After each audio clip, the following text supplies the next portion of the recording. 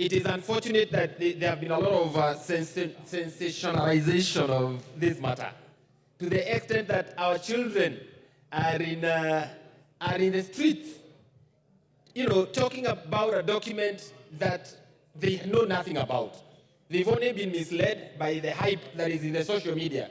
And Mr. Speaker, I think it's time for members of parliament to act in a way that is honorable, just to inform our constituents what a finance bill entails. And Mr. Speaker, in this House, in its wisdom, passed a whole budget of 4 trillion shillings. But when we come now to issues, to areas where we want to raise funds, to the tune of 300 billion to finance some of the things that are in the budget, and especially to do with electricity, to do with education, to do with health, to do with agriculture, I hear the same voices that supported the budget. Now they're on the other side saying, now we are not going to support finance bill. We do not want to hear that we're going to collect money to finance our affairs.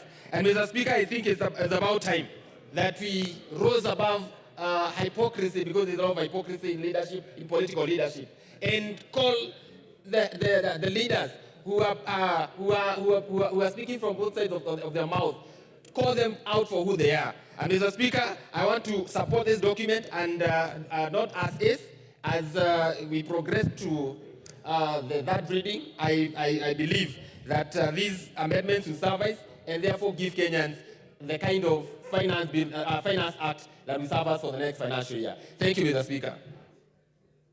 Thank you, Thuku. Honorable members, there are some honorable members who are still asking the chair, the speaker, when to file amendments. I want to repeat, please file them in the relevant office before 1 o'clock tomorrow. Kitonga Murugara. Thank you. Thank you very much, Mr. Speaker. Speaker, we waited patiently. Evidence that what we are doing here is very important, and we just to continue being patient so that we can dispose of the important business of the House, which is actually the budget-making process. So, Speaker, allow me to begin by saying I actually support the report by the Committee on Finance and Planning, and I will also be supporting the finance bill with the proposed amendments because of 3 reasons. The first reason is we got to be faithful to Article 118 of the Constitution on the public participation. We are happy to report that after public participation, the Finance Committee has incorporated suggestions by members of the public on what really ought to be removed from the bill or what ought to be amended. This is extremely important in that in the public participation, we may not incorporate everything that is proposed by the public, but it shows that we're taking into consideration what the public says, and this is in honor of the people of Kenya. Number 2, public participation, according to our courts, should actually not be just cosmetic.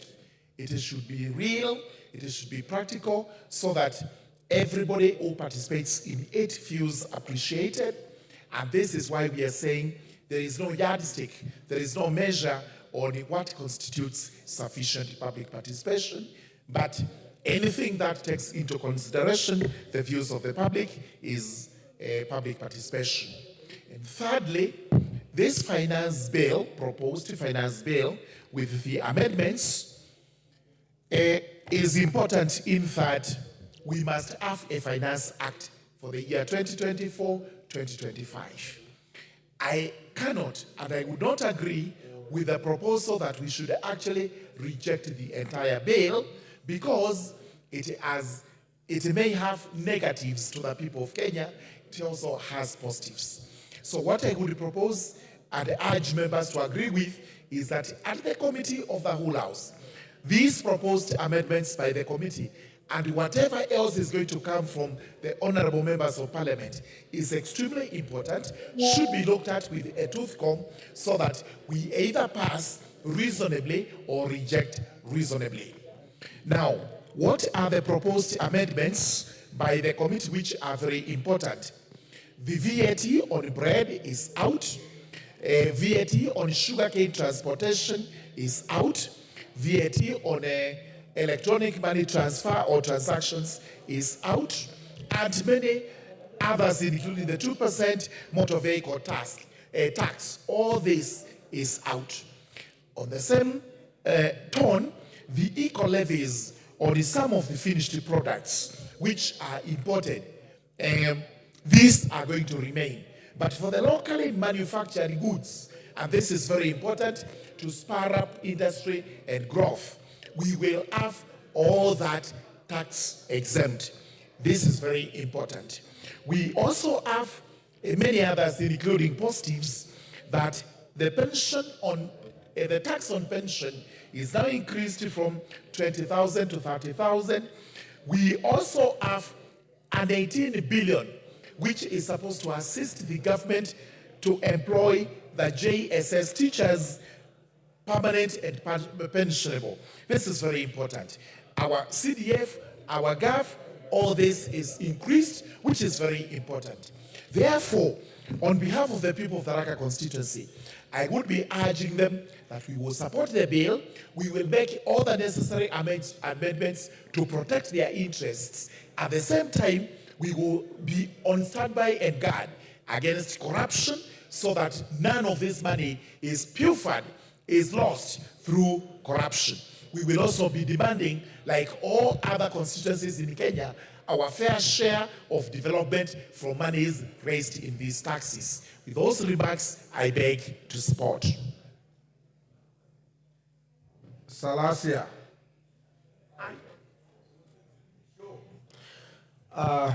Mr. Speaker, sir, I want to rise to oppose this finance bill on the following grounds. Number one, I think there is a very big problem in this nation. And you will note that when we did the finance bill of 2023, you noted that even the KRA couldn't be able to raise the amount that they targeted of about 270 to around 3 billion. But as members of the KWANZA, they have accepted that to move on and even bring the new amendments without asking serious question, why did we not collect enough money during that particular period?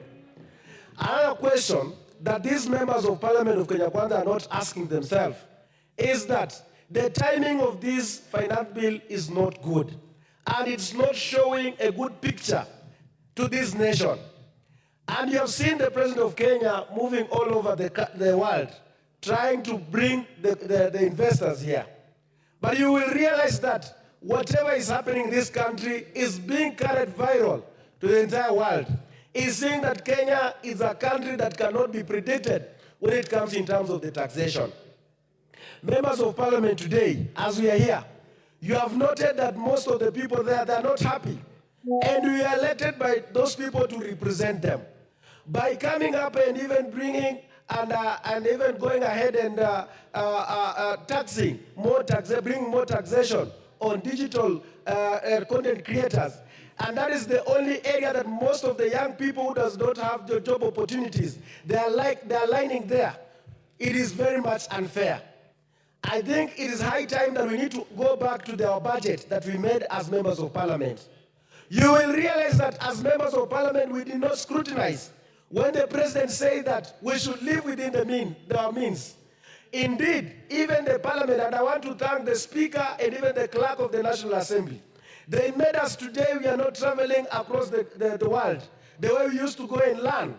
But today, you see, even the budget of the Parliament is only 400 million and something. But you see the office of the cabinet is about 1 billion plus something. The office of the Deputy President, 4 billion. The office of the President, 4 billion. The State House, 7 billion. Is what we say that we should live within our means? Members of Parliament, Order, it's a, Salasia, there is Yes. a point of order from the chairman of the committee. Yes, chairman. What standing order? Honorable Speaker, I rise on standing order number 91.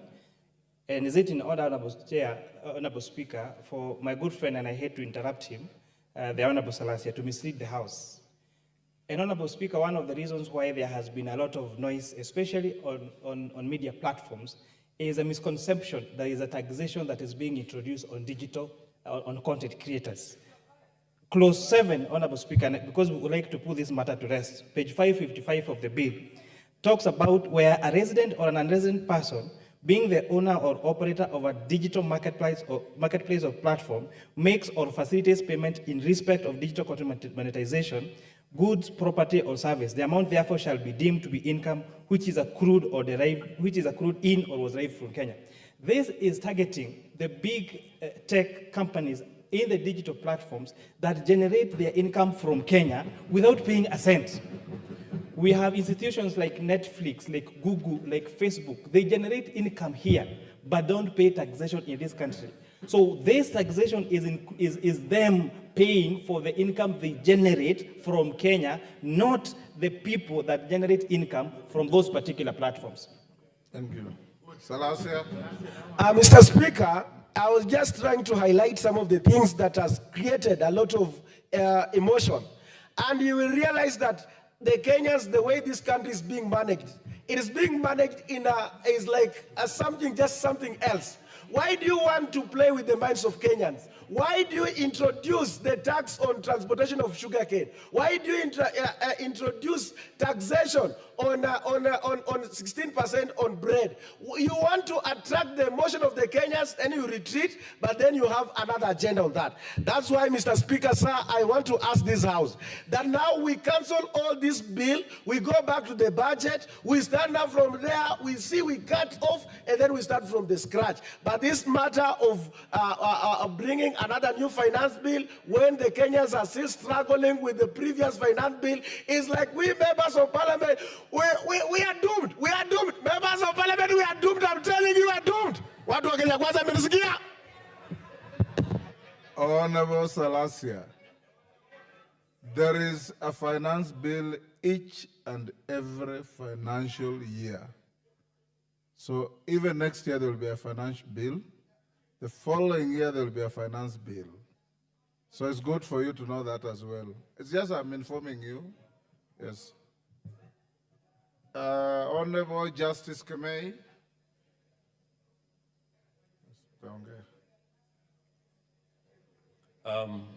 Thank you, Honorable Speaker, for giving me the opportunity to be able to add my voice on the finance bill. Honorable Speaker, my patience was being tested. Speak with a little life, Justice. Yeah. Honorable Speaker, I was saying my patience was being tested, but at least I've gotten the opportunity. I've been here, Honorable Speaker, from 9:30, and it reminded Justice, me... Stop complaining. I've been sitting here from 9:30 as well. Thank you, Mr. Speaker. On the onset, Mr. Speaker, I want to say I support the finance bill. And I do so, Mr. Speaker, without fear or favor. Ever since the finance bill was published, Mr. Speaker, the people of Sigawet's constituency have engaged me. I have responded to all their concerns, and I'm happy, Mr. Speaker, that the recommendations of the Finance Committee do indeed address many of the concerns raised by the people of Sigawet's constituency. In particular, Honorable Speaker, they were against the 16% VAT on bread. They were against 2.5% on motor vehicles. They were against 18% on edible oil. They also told me, Mr. Speaker, to oppose the 18% duty on 18% tax on financial services. Now that most of those concerns, Mr. Speaker, have been addressed, I want to say I do support the bill, and in particular, Mr. Speaker, this is where we will get money under CDF to be able to support our people, and especially to have increased bursaries so that children from poor families can be able to get their education. This is where, Mr. Speaker, we will get money for rural electrification. If there's a pet topic that I do discuss with the people back home at any given time, is something called the last mile. Mr. Speaker, the amount of 50 million shillings given to each constituency under the last mile program will go a long way in making sure that our people get electricity. Mr. Speaker, in addition, the people of my constituency do grow cane. They've got areas at Moron Sugar Company, areas at West Kenya, areas at Chemelil. And Mr. Speaker, in this budget, we now have money to be able to pay farmers their arrears, which has been there for a long time, so that they can be able to get their money, which has been held by these companies for a long time. I hope, Mr. Speaker, we'll also get some money so that the workers who have been working in these companies can be paid their arrears. And Mr. Speaker, finally, I want to address one issue which was raised by the people. It is on the issue of the JSS. Mr. Speaker, there is money now in this finance bill which will make sure that the JSS teachers in this country who have been working or under the internship program will now be taken on board as permanent and pensionable. But I want to make a point to TSC. Those teachers who went on strike, Mr. Speaker, should not be terminated. They were asking for their rights, and TSC should be considerate enough to withdraw the show cause letters that have been given to our teachers. In Sigawet constituency, 28 teachers have been given show cause letters. So I want to make a special plea to TSC. Please do not sack these people. They're asking for their rights, and within the Constitution, they had a right to do that. With those remarks, Mr. Speaker, I beg support. Thank you. Member for Turukana South.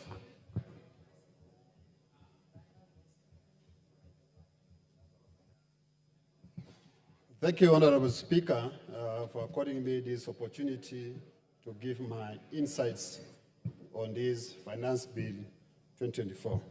Honorable Speaker, first of all, I want to appreciate the Constitution of Kenya 2010 by empowering the Kenyan citizens to participate in the policy making of government.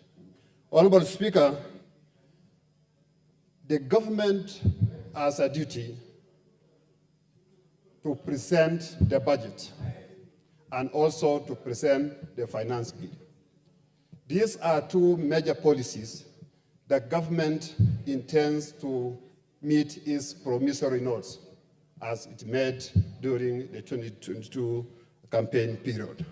Also, Honorable Speaker, it's upon us leadership, also as a leader, as a member of parliament for Turkana South, I have the obligation to participate in ensuring that my constituents are represented in this process of policy making. Honorable Speaker, budget and finance bill are political tools. And also, budget and finance bill, these are areas or policies that all stakeholders are supposed to negotiate. All stakeholders are supposed to negotiate. They have interest in this particular budget.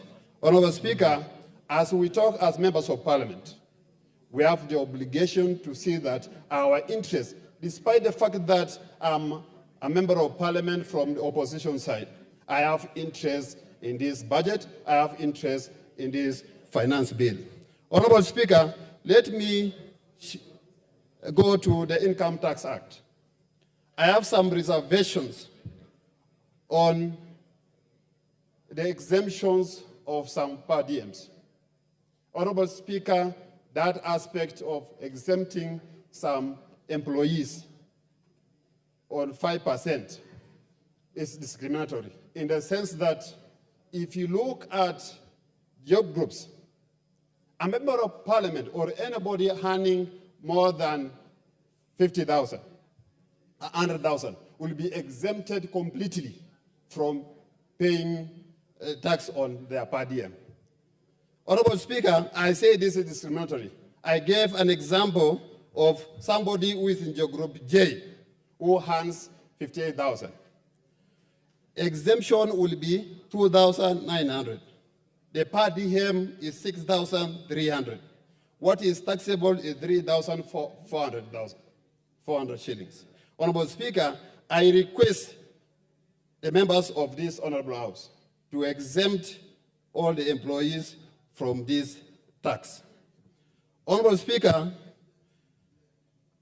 this country has failed on fiscal consolidation. All the policies have not addressed the fiscal deficit for a number of years. So there's need for the government to have plans or policies that are always consistent instead of changing every time the taxation measures. Honorable Speaker, there is something on repeal of digital services tax and replace it with significant economic presence tax at the rate of 30 on 20% deemed profit. What is the standard of measuring the so-called deemed profit? This is what needs to be highlighted, needs to be addressed, so that we don't just say 20% is deemed profit, 30% is deemed profit. We need to have a standard. Honorable Speaker, something on the value-added tax. When I transfer property or assets at a certain price, there is valuation for that particular business or asset. So, the difference between the transfer price and the valuation has to be on capital gains, not you are exempting that from taxation. Honorable Speaker, last year we had a finance bill. Thank you. Your time is up. Member for Sirisia. Members, you have 5 minutes. So. Thank you, Honorable Speaker, for giving me a chance also to contribute on this very important bill. Honorable Speaker, from onset, I want to support the bill. Honorable Speaker. Honorable Speaker, why I'm supporting this bill? The bill carries almost everything, Mr. Speaker. We cannot reject the bill in totality, Honorable Speaker, because, Honorable Speaker, Kenyans must learn, Mr. Speaker, to pay the taxes. We, Honorable Speaker, if we do not pay the taxes, Honorable Speaker, it will force the country to borrow from outside. And that is why, Honorable Speaker, Kenya as a country has a big debt because of borrowing, Mr. Speaker. The government is trying at least to make this country self-reliant, Mr. Speaker, so that we generate our own income from the country to avoid debts. Honorable Speaker, we must pass this bill, Mr. Speaker. Mr. Speaker, the committee has dealt with very many issues that were contentious, Honorable Speaker, like the bread, Mr. Speaker, the committee has already dealt with, and that is where the public was making a lot of noise, Honorable Speaker. And also the vehicles. It is already dealt with the committee, Honorable Speaker. Honorable Speaker, if we reject this bill in totality, Mr. Speaker, we are rejecting development of this country, Mr. Speaker. Mr. Speaker, if we reject the finance bill, we are rejecting bursary for our children. Mr. Speaker, if we reject this finance bill, we are denying our sisters and brothers who are sick in hospitals to get medicine, Mr. Speaker. Mr. Speaker, this country it belongs to all of us, Mr. Speaker. And Mr. Speaker, as we continue, members from both sides to talk, Mr. Speaker, this bill, Mr. Speaker, the government of this country, Mr. Speaker, now, when President Ruto got into power, the economy of this country, Mr. Speaker, was in ICU.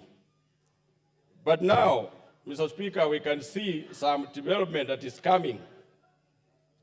Even if some of us are in opposition, we want to oppose everything.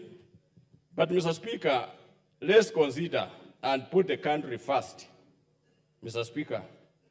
Like other developed or developing countries, Mr. Speaker, when politics is over, something like this, the bill come, Mr. Speaker, people of the country put their country first, Mr. Speaker. And we are requesting that, Mr. Speaker, we put our country, Kenya, first. Mr. Speaker, on my side, where I can oversee is the KRA. KRA, Mr. Speaker, is not collecting enough. And at the time we have given KRA money to use it to employ people to collect enough taxes, Mr. Speaker, but they have not met their target as the government or we as Kenyans expected the KRA to collect, Mr. Speaker. So, Mr. Speaker, we are putting KRA on notice, a warning that KRA must collect enough resources to meet the target that we need in this budget, Mr. Speaker. Because we are looking at them and Gisairo. Thank you, Honorable Speaker. In the book, The Dust, written by Athiambo War, in its foreword by Nanjala Nyabola, she states that Kenya has 3 official languages: English, Kiswahili, and silence. Silence. Mr. Speaker, I stand here to oppose this bill. Many on that side are telling us that the funding of the appropriation bill is subject to the Finance Bill 2024. There is nothing further than further from the truth. We have a Finance Act, so whether this finance bill flops or not, the country goes on. Mr. Speaker, this Finance Act has some draconian measures. This allows KRA to access people's M-Pesa accounts without going to the courts. Mr. Speaker, we are going to make every Kenyan to move to cash transactions. Mr. Speaker, while we are saying we need to support local industries, the eco levy is not the way to go. Mr. Speaker, my little daughter Iranzi needs Pampers. I can afford. But sadly, Kerubo in Kitutu Masaba, whose husband is mining sand in the quarry, cannot afford. The cheapest option they can get is what they need for the cleanliness of the child. Mr. Speaker, sanitary towels. Millions of girls do not have sanitary towels. The cheapest they can get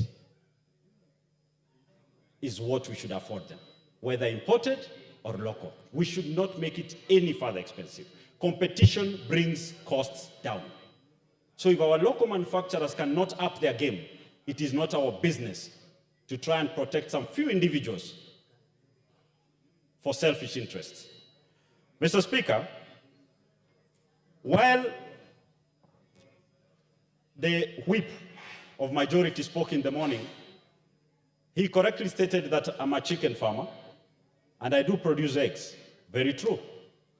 But saying that you are going to increase, to put a duty, an import duty on table eggs, that is where you get it wrong.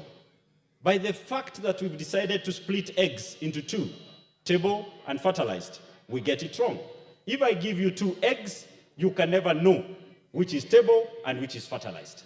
What you're doing, you're protecting a few people who will purport to import fertilized eggs, but actually are importing table eggs. The duty should be on all. Let the one who is doing hatching claim a refund after proving and showing the chicks. Mr. Speaker, while the committee went around, collected the views of the silent millions of Kenyans, they came with a very bulky document which deleted or proposes to amend most of their own mess. But with one stroke, they tell Kenyans, we've saved you billions, but again, they get into the pocket and take even more. Mr. Speaker, by introducing the maintenance, the levy on fuel for road maintenance by 7 shilling, the motor vehicle 2.5% that they had charged initially in the main bill of 5,000 minimum with a cap of 100,000, that changes because now you'll be paying 7 shilling for every liter. The cheapest of jalopy of cars will at minimum use an equivalent of 5,800 shillings in a month, in a year, while charged.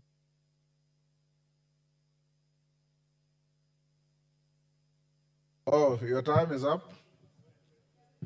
Your time is up. Maklap.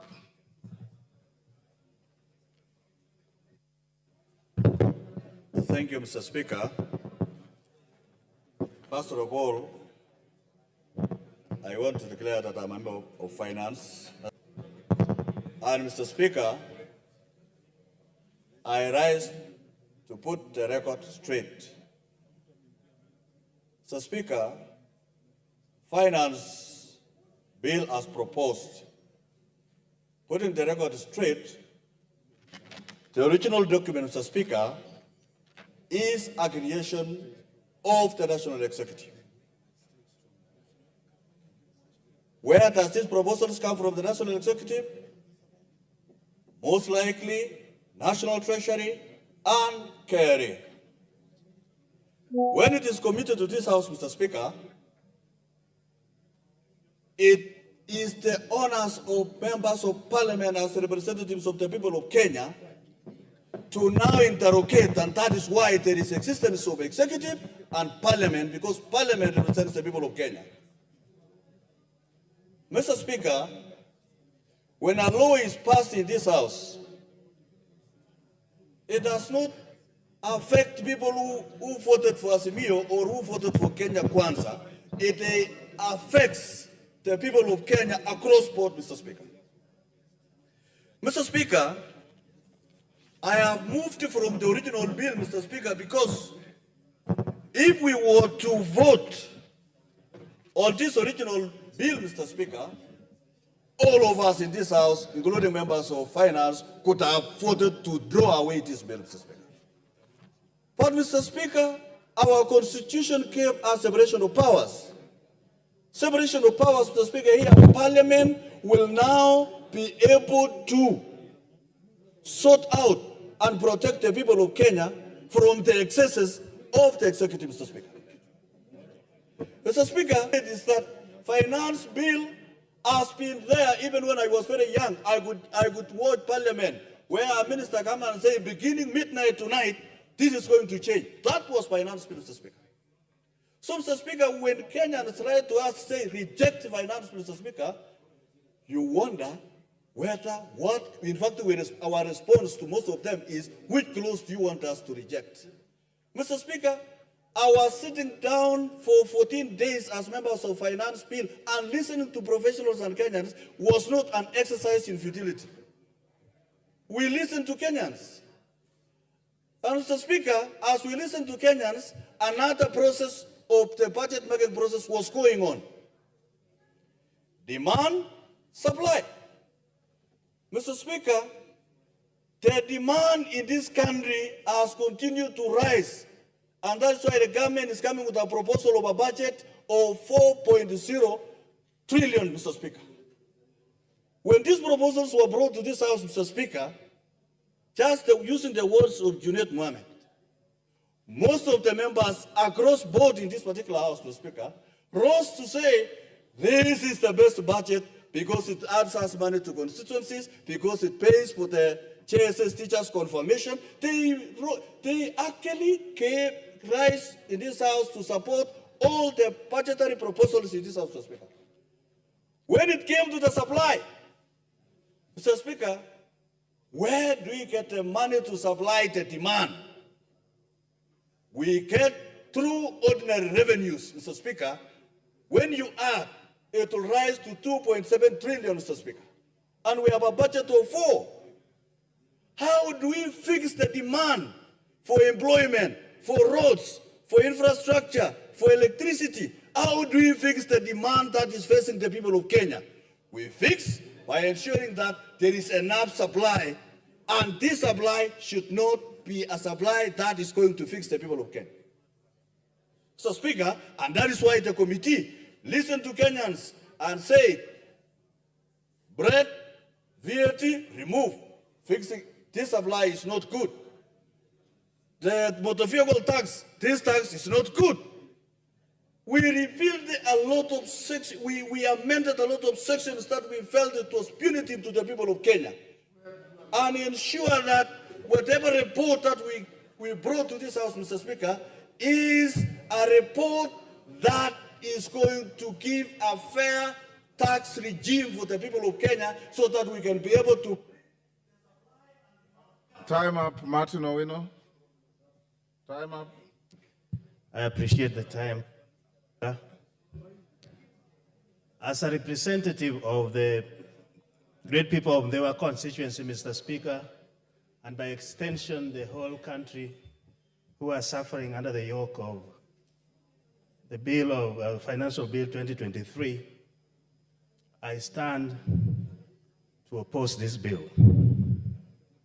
Mr. Speaker, the effect of 2023 bill, financial bill, is still weighing on our people. I'm not sure where my colleagues represent, but in my constituency, some kids, even as we brag of the price of unga gone down, are going to bed hungry and up to school the same way. Mr. Speaker, the dropouts from schools, because parents cannot afford the fee or the tuition, has gone up. Mr. Speaker, this has gone into even mental problems. Mr. Speaker, the statistic today says 1 in 4 in this country are suffering mental health. It's only that they have not reached the manifestation stage. So colleagues, even as we are here, 1 in 4 may be brewing up for mental disease. Joblessness is up, full of frustrations, poverty and disease, which at independence we said we are going to eradicate, is up.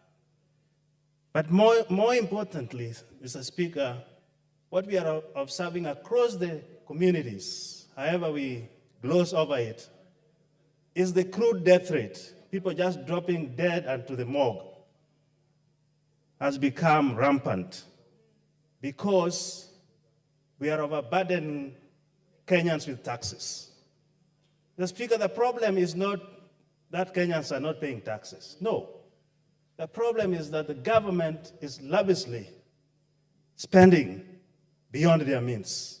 And at one point, and I was very happy to hear, that the Kenya Kwanza government is going to cut the coat according to the size of the clothing.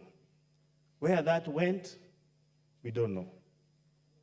But what we do know, if you want more, tax less. This is across the globe. That's how you stimulate the economy. But the idea that Kenyans are not paying enough tax, and now if this bill does not pass, then there will be nothing, no development, is false. Because Kenyans are overtaxed. The problem is, if you're listening to me, what other countries have done is what we call ITC, Innovation Tax Compliance, which has 3 pillars. Pillar number 1, you have to develop trust between tax administrators and taxpayers. And that is where we have to eliminate wastage, theft, and direct wrong utilization of funds. Pillar number 2 is a task enforcement. We have to invest in that so that we seal all the tax evaders. We'll collect more taxes than adding taxes to Kenyans. Number 3, which is very important, is facilitation. The mechanization of those taxes is very important. But for you to come and tell us that you are now proposing to remove bread, edible oil, mobile, motor vehicle, sugar transportation, diapers, you're the ones who collected the views of the people. Why didn't you put it in the bill? You're cheating. And Kenyans are listening. Those kids are more informed. The way, don't say they are misled. If you say they are misled, you're the one who's lost. Thank you, Mr. Speaker. Thank you, Mayor Maingi.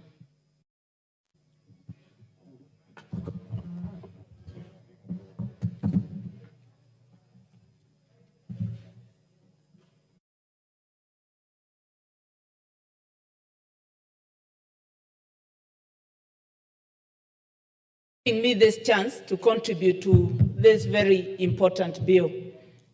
Mr. Speaker, when we discovered the internet, it was to change the way we communicate and the way we do business. It is unfortunate that some of us are using the same social handles to mislead a gullible public, and others are also using it to incite members of parliament. Mr. Speaker, I want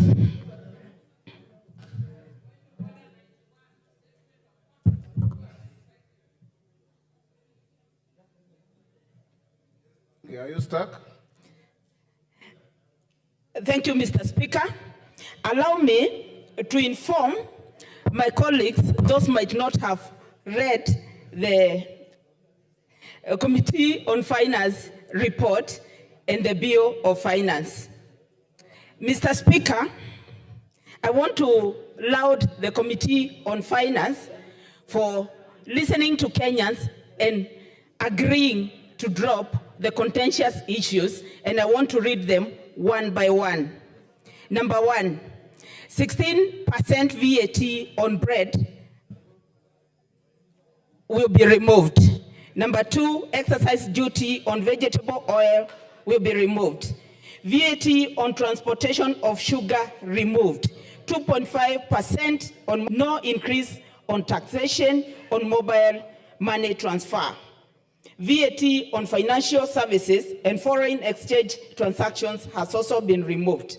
Eco levy on locally manufactured products like sanitary towels, diapers, phones, computers, tires, and motorcycles is also removed. VAT registration threshold increased from 5 million to 8 million, reducing the need for small businesses to register. Responsibility of electronic invoicing, e-teams, by KRA removed for farmers and small-scale businesses with a turnover of below 1 million shillings. Excise duty on alcoholic beverages will be based on alcohol content, not volume. Higher alcohol content will attract more duty. Pension schemes exemption increased from 20,000 shillings to 30,000 shillings per month. Excise duty imposed only on imported finished products. Mr. Speaker, I want to take this chance to speak to 3 issues. I want to speak to the issue of pensions and the issue of excise duty levied on finished products and the issue of VAT on bread. Mr. Speaker, with pensions tax relief from 20,000 to 30,000, we are encouraging a savings culture in this country. We are going to encourage those that are employed to save, and that they are not going to be a burden to others when they retire, because they'll be having more money, which is tax-free. There's no country that grows from imports. When we say that we are imposing a tariff on all the imported finished goods, we are protecting our local manufacturers. Mr. Speaker, by protecting our local manufacturers, we are saying yes to more jobs in this country, and more jobs are going to support hundreds of livelihoods in this country. Mr. Speaker, with the local manufacturers being supported, we are also going to be reviving some of those industries that collapsed. Because of demand in this country. I am saying yes because I know with locally manufactured diapers, with locally manufactured sanitary pads, we are going to have, this country will see the revival of many gineries, including Moya Ginery, Mr. Speaker. Time is up. Mule.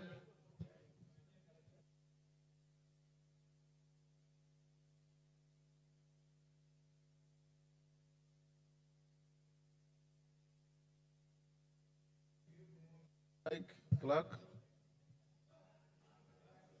Thank you very much, Mr. Speaker. Mr. Speaker, I want to put the records very clear. From the word-go, I oppose this bill in totality.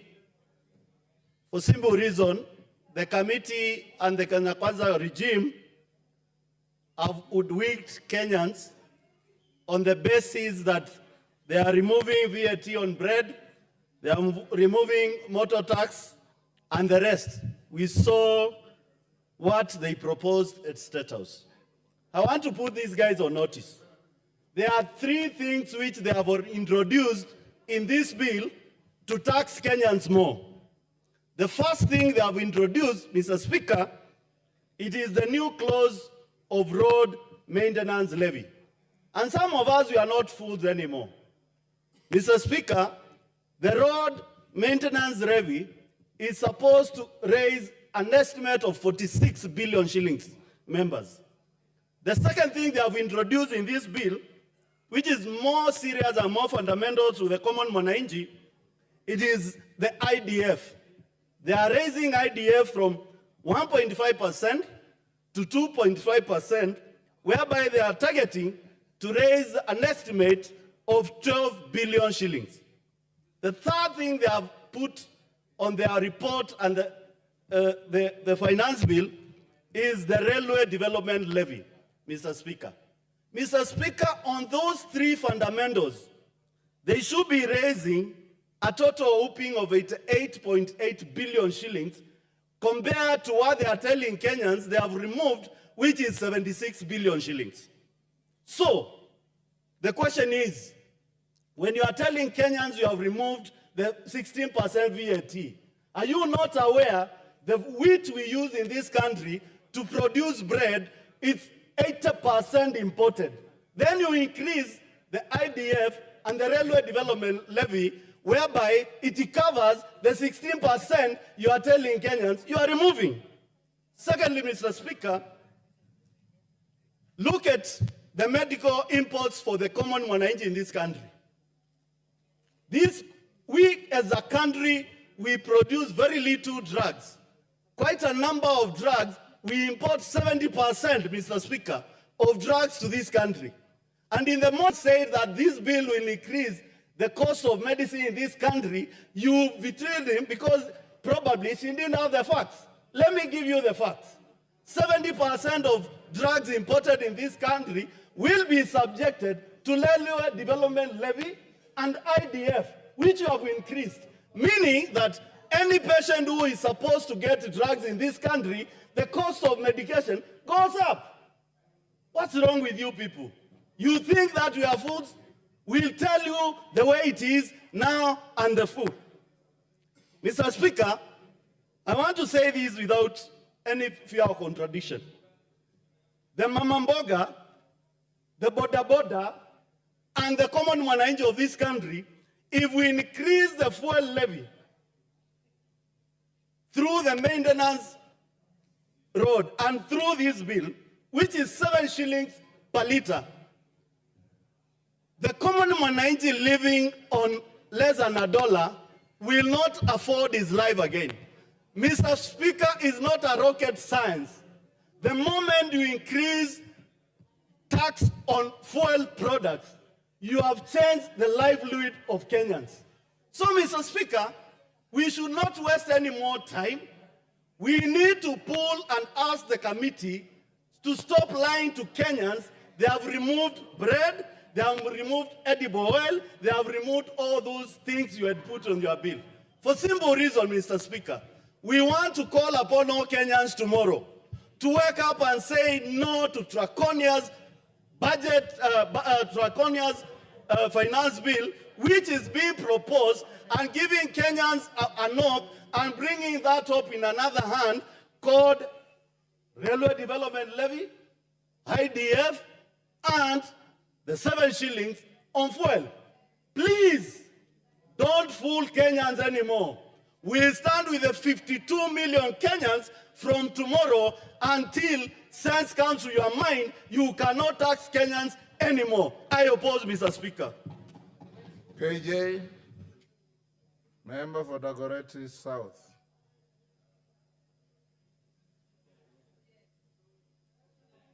Mr. Speaker, I'm grateful that I've caught the Speaker's eye finally. And Mr. Speaker, this is where the finance bill belongs. And I'm so glad that we're here debating it.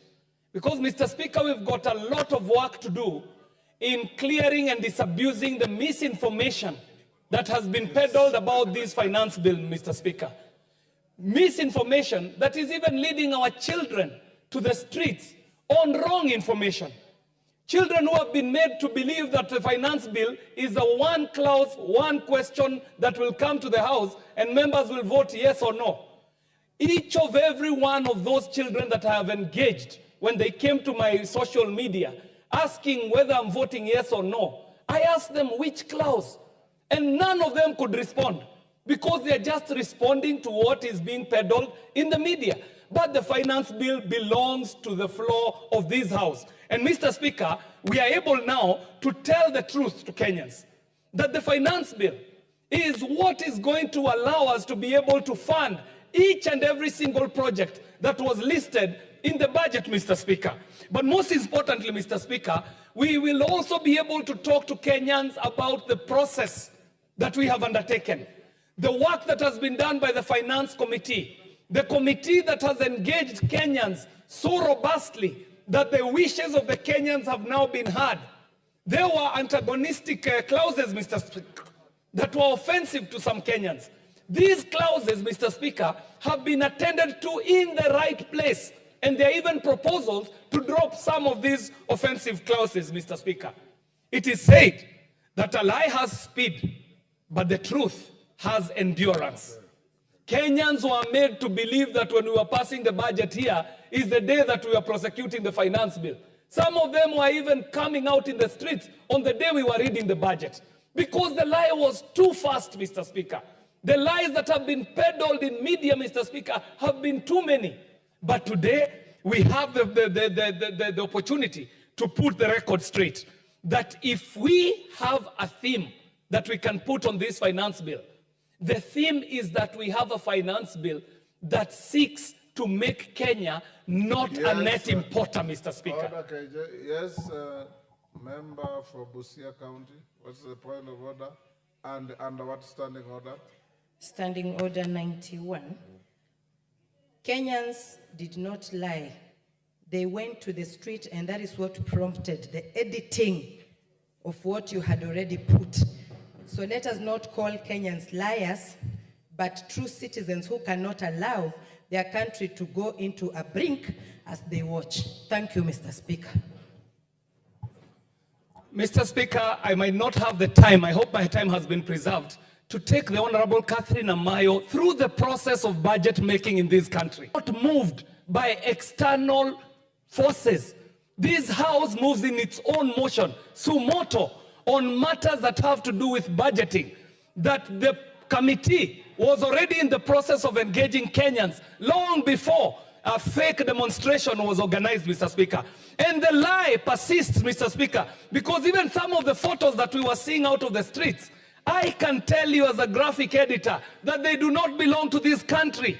Photos were being taken off the internet and being edited and posed as Generation Z. I am a photo expert, Mr. Speaker, and I can point out to you photos that were edited to look like they were in the streets of Nairobi, but they were not. But that was not the point, Mr. Speaker. My point, Mr. Speaker, I would like to let this House know that every digital image has a digital footprint. If a photo was taken in 2020 and is being used yesterday, we can tell from the metadata of that photo, Mr. Speaker. So there is no debate about that. Mr. Speaker, the truth of the matter is that we have a finance bill that seeks to move Kenya from being a net importer so that we can have cottage industries, Mr. Speaker. We can start our own manufacturing. We can reward any Kenyan who seeks to, and preserve a minute for me, Mr. Speaker, because of the interruption. I was saying, Mr. Speaker, that this finance bill allows us to tell the truth to Kenyans. For a whole 2 months, Kenyans have been told that the economy is in dire straits. But all indicators, Mr. Speaker, are telling us that the economy is moving in the right direction. Inflation is dropping from 9% to 5%. Time up. Time up. Time up. Dick Maungu. Order, honorable members. Merely you contributed in silence. Please accord the same silence to your colleagues. Thank you, Speaker, for the opportunity given that I may also add my voice to this important debate. I wish to start from the word go, that I, on behalf of my people... And Billy, you came here and told me you'll not bully any young MPs. Now you are doing exactly the opposite. Thank you, Speaker. Go on, Maungu.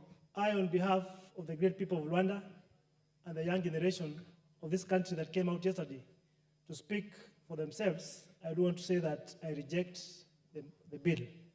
Mr. Speaker, the Finance Bill of 2024, just like that of 2023, has been a highly debated piece of legislation, Mr. Speaker, simply because it has been very offensive. Mr. Speaker, we'll agree that if given a glass of water and somebody drops in a drop of poison, that whole glass becomes poisonous and therefore unfit for human consumption. Finance Bill of 2024 is an equivalent, Mr. Speaker, of a glass of water that has been poisoned with a drop of poison that makes it fully unsuitable for human consumption. This bill, Mr. Speaker, has had serious proposals which to a great extent were going to offend and if anything, kind of harass the very many people that depend on the economy of this country, Mr. Speaker. there is a talk about having climbed down on some of the proposals, Mr. Speaker. But, Mr. Speaker, having a proposal on what is basic, for example, what most of us eat, most of the Kenyan people in the common household, Mr. Speaker, consume bread. And therefore, proposing an increase in the same element of food becomes a disastrous idea to the very Kenyan, Mr. Speaker, that we purport to represent. Mr. Speaker, you'll agree with me that Finance Bill of 2023 had a projection of collecting close to over 200 billion, Mr. Speaker. But as it is, it was only able to realize close to 57% of its initial target. 2024, Mr. Speaker, this bill is poised to bring in close to 302 billion, Mr. Speaker. But from the experience of last year, it may be quite a big target to achieve, Mr. Speaker.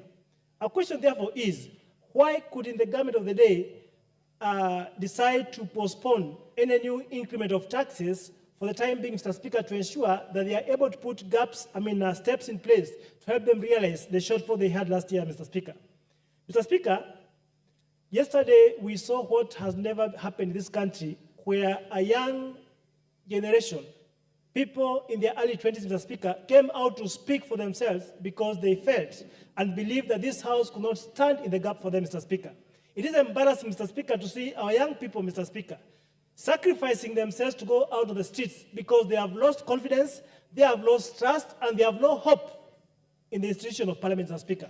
Mr. Speaker, let it be known that should Kenyans suffer, the person to ask those hard questions is none other than members seated here this evening, who will be able to pass this bill, Mr. Speaker, which will add unnecessary burden, unnecessary heavy weight to our people, Mr. Speaker. And therefore, as Kenyans are watching this evening, I want every Kenyan to take charge. I want every Kenyan, Mr. Speaker, take note of what his member of Parliament will be speaking this evening with regard to this bill, Mr. Speaker. A member who goes on to support this bill, Mr. Speaker, is a member who desires that these people should not have life tomorrow. A member who goes on to support this draconian bill, Mr. Speaker, is a member that does not think good for his people. And therefore, I want to urge this great House, Mr. Speaker, that as we are standing today, let us say no to this bill so that we may have an opportunity to give hope to our people. Mr. Speaker, as it has been pointed out, there's a proposal here to bring down fuel levy, to bring down motor vehicle circulation tax. But at the same report, Mr. Speaker, there's a new clause that indicates that fuel is supposed to increase by a whooping Kenya shillings, 7 shillings, Mr. Speaker. I want somebody to tell me, Mr. Speaker, how on earth can we therefore go on burdening that mamamboga, that hustler with an extra shilling at the pump, Mr. Speaker? This will be finishing our people, this will be shrinking our people, Mr. Speaker, and if anything, trying to freeze or to shrink the disposable income within their pocket. I therefore stand to oppose. Thank you. Titus Lotte. Give him the mic. Thank you, Mr. Speaker, and thank you for giving me this opportunity to contribute to the Finance Bill 2024. Mr. Speaker, I would have rejected and voted no for this bill if I had rented my brain and my mind to the people that will misuse it. I would have voted no, but I have not rented my mind. Mr. Speaker, I would have voted no and rejected this bill if I was a tabula rasa with no brains to read, reason, and analyze. But I am not a tabula rasa. Mr. Speaker, the reason why I say that is I have looked at the document, the bill and the proposal therein, and realized that everything that the people of Kachaliba sent me to represent them, all the punitive taxes have been removed. And so I will actually be mad to come here and start saying we reject this bill in totality. Mr. Speaker, I will not, because everything that affects Wanjiko, everything that affects the people that I represent have been removed. Mr. Speaker, the white man say that if you want to hide an information from a black person, put it in writing. And I have attested it today, Mr. Speaker, that everything that has been written here, nobody has read, but all insinuation that is coming from the members of the public that have been incited, and also some members of this parliament, are actually hearsays. They are innuendos. They are assumptions. So So, Mr. Speaker, that is the reason why I say we probably need to unback this thing and get it out of writing to start even educating these people by saying, because if writing hides information from them, then let us talk to them so that they also see that the things they talk about, they are talking about 16% on bread, something that has been proposed for removal. They are talking about 25% for edible oil, something that has been proposed for removal. They are talking about mobile charges, something that has been proposed for removal. It is because it is written and they have not seen it. The last one, Mr. Speaker, why I support this is because of 5 things. One, because we employed 46,000 intern teachers, and we intend to confirm them. This country has suffered cases of unemployment. And if the bill is bringing 46,000 people onto our jobs, do we just want to throw it away?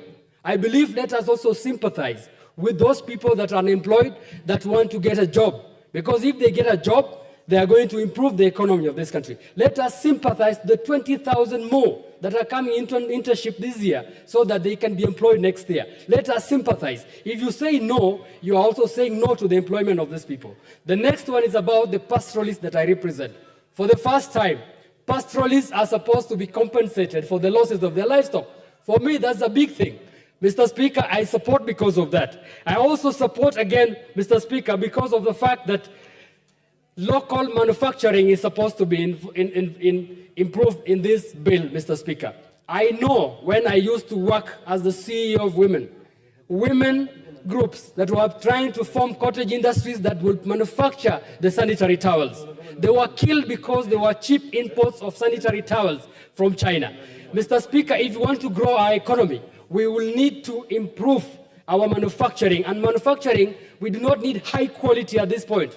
Every country that has developed started with a low quality, and then with time they improve it. But at the end of it all, we will have employment in this country. So, Mr. Speaker, how do we improve our industries if we say that because they are cheap, they are low quality, we are not going to start? We have to start from somewhere. And finally, Mr. Speaker, as I sit down, I will support, because I'm not a tabula rasa, I will support because I have not been brainwashed. Mr. Speaker, I will support this bill as amended, because everything that is punitive has been removed. Thank you so much, Mr. Speaker. I support.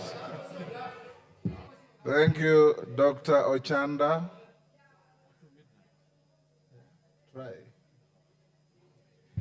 Thank you, Mr. Speaker. Mr. Speaker, from onset and on the basis of the 2 documents that are in front of us, I want to oppose the bill, but I support the report as work in progress, Mr. Speaker. Mr. Speaker, what is more critical here is the process at which we go through the stages of the budgetary process.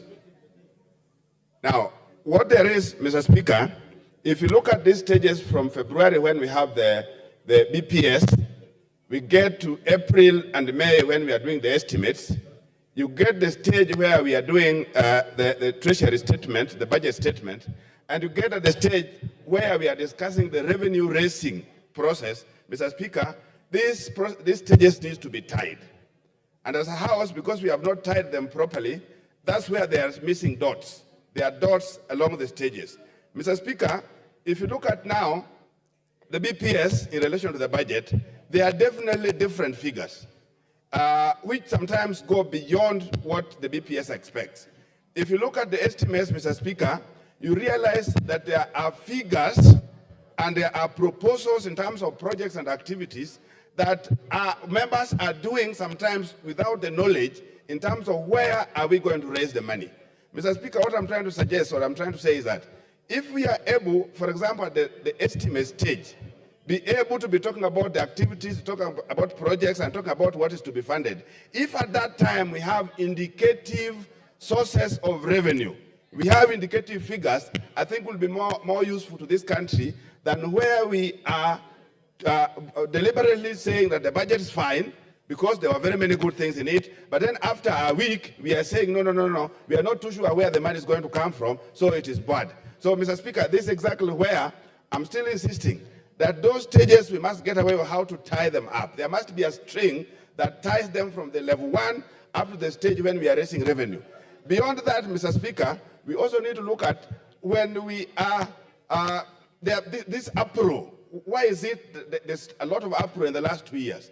We need to look at it in terms of if the traditional sources of revenue were working before and there were no issues, what is it that we need to do to work around the traditional sources of revenue such that we don't go creative ways which are bring a lot of issues, bring a lot of things that people don't understand, particularly when you get into this communication industry. There are a lot of new things. And when you move in to look for revenue across it, then there are definitely many things that must tie you to be in war with the young people, Mr. Speaker. So I think these are things that we really need to look at. The issue of, when we're looking at the issue of budget or no, the revenue, there are things that you can avoid. You can avoid taxes. I think the nation needs to be told also, but you can't evade. What is it that you can avoid? For example, not everybody else pays for taxes on beer. It is up to those who consume it.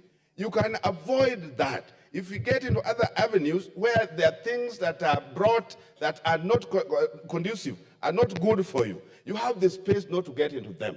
Mr. Speaker, that's exactly what I'm saying. I support the report, but I don't support the bill because the report is still work in progress, and in the next number of hours, we are still working on how to improve on it, Mr. Speaker. Thank you. Thank you. That is his position, Maungu. You don't have to prod anybody. Member for Aldai.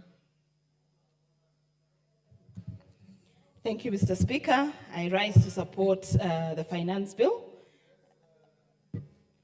Member for Nakuru Town East. What is out of order? Kaitani, take your seat. Thank you, Honorable Speaker. I know everybody thinks that I'm moving under Standing Order number 95.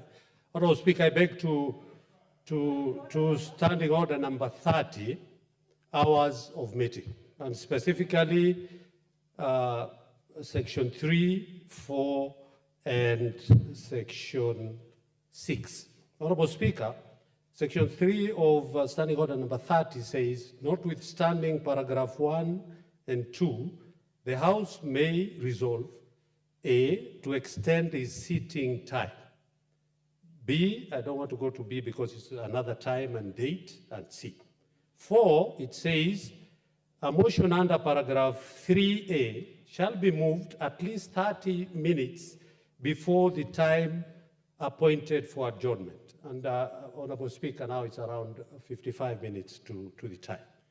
And 6 says, upon the conclusion of all proceedings under paragraphs 2, 3, and 4, or 4 of this standing order, or upon an earlier completion or deferment of all business standing upon the order paper for the sitting, the Speaker shall adjourn the House without putting a question. Honorable Speaker, I know we are supposed to adjourn at 9.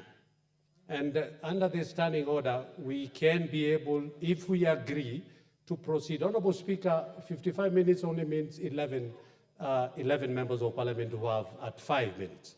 So if we can move to midnight, then it will give us more time for us to be able to debate. Thank you, Honorable Speaker.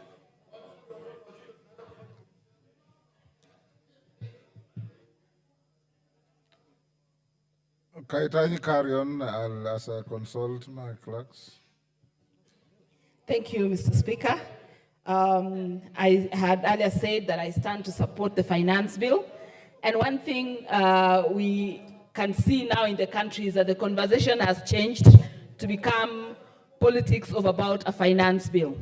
My grandmother in the village and the Generation Z that we saw yesterday and everybody else, including Azia, are talking about a finance bill, which is a step in the right direction.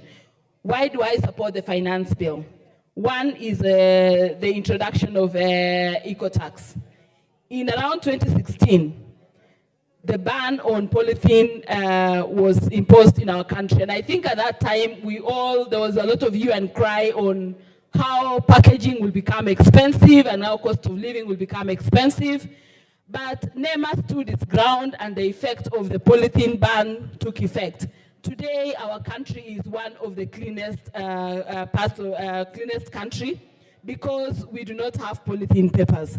But we have imported finished products that have polythene. And I think introducing the eco-tax will help us in managing that waste that we've already removed from our raw materials and all the way from our local manufacture where we do not introduce any polythene. Over and above the tax, the eco-tax, it is going to create employment because we are saying that we are putting eco-tax on imported finished products. And therefore, we encourage manufacturing, local manufacturing. And if we encourage local manufacturing, what we are expecting, Mr. Speaker, is that we will get employment for our very youth who currently do not have employment, because most manufacturers would prefer to do local manufacture and not pay eco-tax as opposed to importing finished product that will attract an eco-tax. Also, the products or the raw materials that we have in our country that are currently exported for value addition outside the country will have a reverse, where those raw materials will be value added, and the persons or the people, the farmers and all those people who produce the raw material will get direct, not only direct employment also, but also direct income, therefore increasing the tax base. And not to mention, of course, the environment, because we will have improved on our environment and we will have extra revenue to deal with those wastages that come from finished imported products that already have eco and friendly packagings. I'm also supporting this bill because of the edible oil. About 3 weeks ago, we met manufacturers of the edible oil, and those manufacturers told us that if the taxes were going to be imposed on crude oil that they import to do the finishing of edible oil, then the cost of living would have gone up and the cost of edible oil would have gone up. I'm happy that the proposed amendments that we have in the finance bill has totally removed all the taxes that were going to be imposed on the edible oil. So therefore, that encourages employment, and of course, we have both the direct and indirect employment that comes from edible oil. The only thing I want to encourage is that these manufacturers look local and ensure that our farmers who are currently growing sunflower and canola are also considered in terms of production of crude vegetable oil, is in the conversion of edible oil, so that we don't just export labor or export revenue to countries that produce crude oil, yet we can grow it in our country. I think the other issue that we have that this finance bill is taking care of, Mr. Speaker, is that it is correcting some of the ills that has happened in previous finance acts. One of them being that the cost of money, for example, the taxes on per diems for employees has now been increased from 2,000 shillings to 5% of gross salary. That means that an employee will have more disposable income, and as well as the taxes on NHIF and housing levy has now been put as tax deductible. So therefore, we reduce the pay as you earn for the salaried employees, and that has allowed the salaried employee to have more disposable income, which is something that is a correction from the previous finance bills. And therefore, when we say that the finance bill is not should be disbanded, should be rejected, then some of these ills that are being corrected in this finance bill will not be benefited by the salaried employees. So with that, Honorable Speaker, I support the finance bill. Thank you. Thank you. Before I give the next speaker, Honorable Gikaria, I have looked at your proposal. I had already given direction on the timings and the manner of debate of this bill. In fact, I had said it will go up to 9:30, but the clerks advised me that today the House rises at 9. So we rise at 9. This is not the last day of debate. We are starting again tomorrow at 9:30. And we'll go on up to 1. Then we'll start at 2:30. And in the course of the afternoon, I can also note, sitting where I'm sitting, that other than the desire and the need, and justifiably so, for every member to speak to the bill, there is a lot of tedious repetitions. But I will still indulge every member who will get a chance to speak. Tomorrow afternoon, all things being equal, we will vote on the bill. Those of you with amendments, make sure you file them before 1 and tomorrow. And we'll give you direction on when, after voting in the afternoon, depending on how you vote, when we'll go to committee of the whole. I'll now give the floor to Lillian Kogo.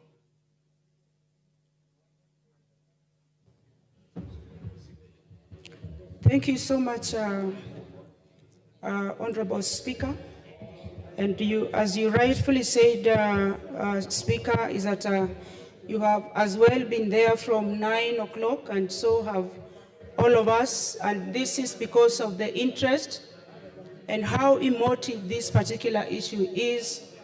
And I want to thank you for giving me an opportunity to put my voice and the voice of the great people of Rangwe constituency in this matter.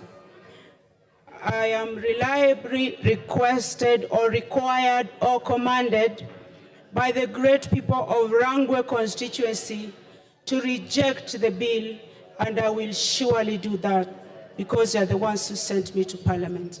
But I must also, as an academic, do that with reasons which I should think Rangwe people are going to stand by.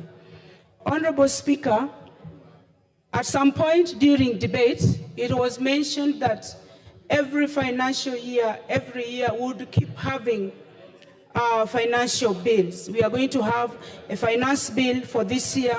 We are going to have a finance bill for 2025, 2026, or whatever time. We will continue having finance bills.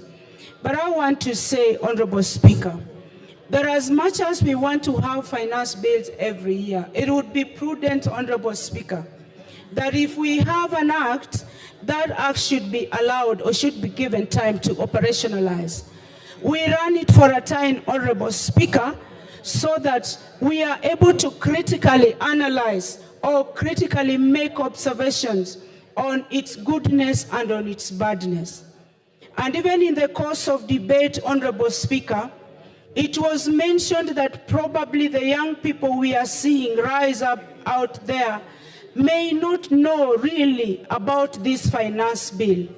But I can assure my colleague and my friend that these young people are well informed, Honorable KJ.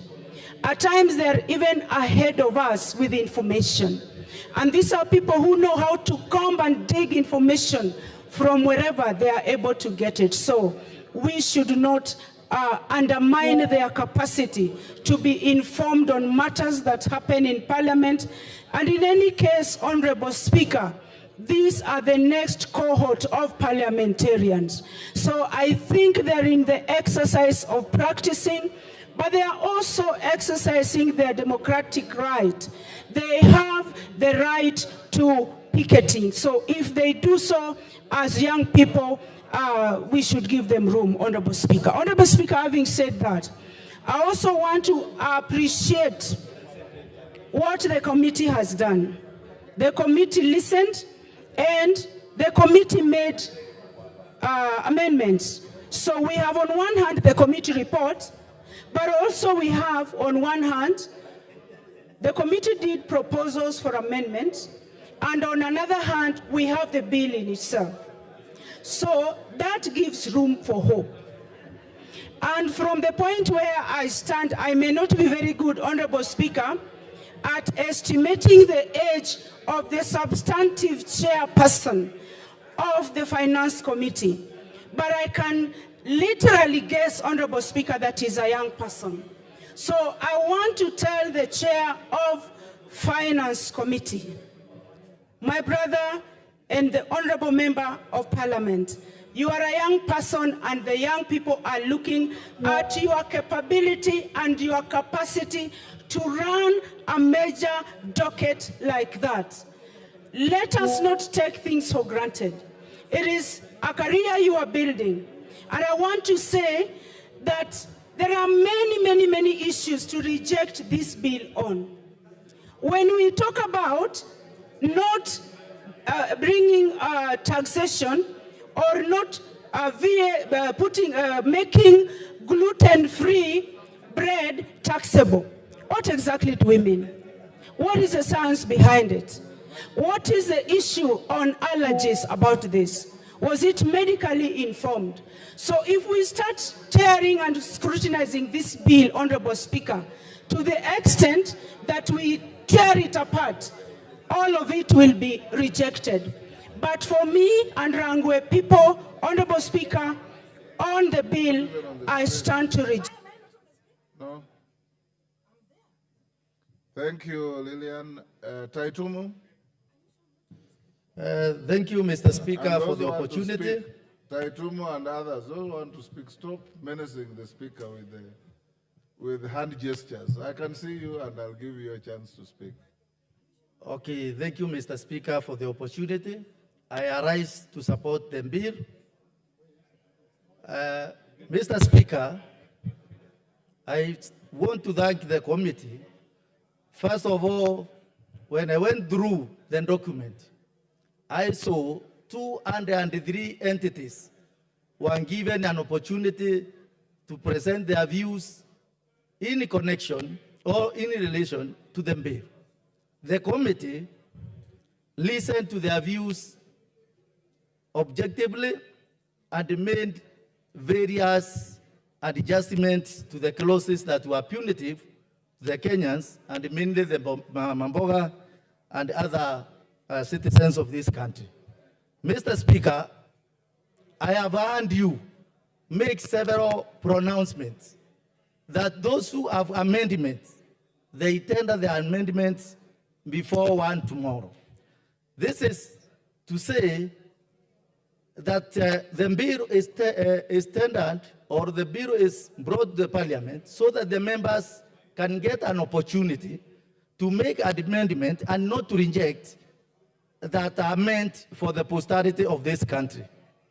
Mr. Speaker, this government inherited and disjointed education structure that requires massive and colossal amounts of money to make it raw.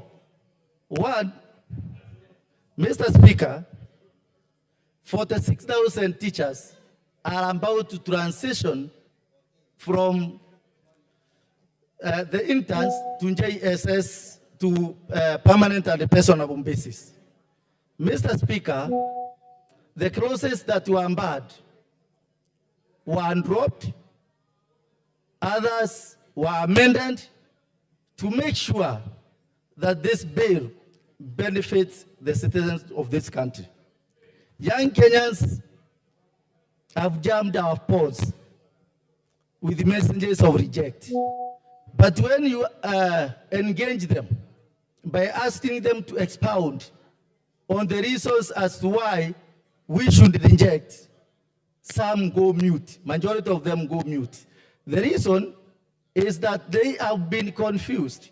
They have been poisoned because the truth is being laced with poison. But the truth of the matter, Mr. Speaker, is that this bill is progressive. It is progressive in the sense that punitive clauses that would have affected these Kenyans were removed. For instance, the motor circulation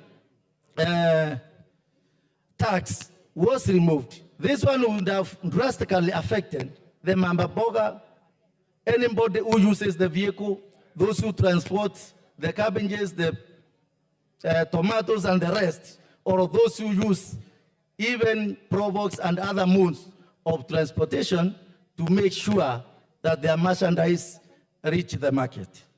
Mr. Speaker, this is the first time when the salaried people will have pay as you earn deducted after the statutory deductions have removed. This one will have a positive index on their net pay. And for this reason, it shows that this bill is good. Taxes on mobile phones transfers, they have remained as they were, and they have not been handled as it is seriously exaggerated. On VAT on financial services for foreign exchanges, Mr. Speaker, those transactions, those exchanges have also remained as they were. VAT on bread, Mr. Speaker, it was very contentious.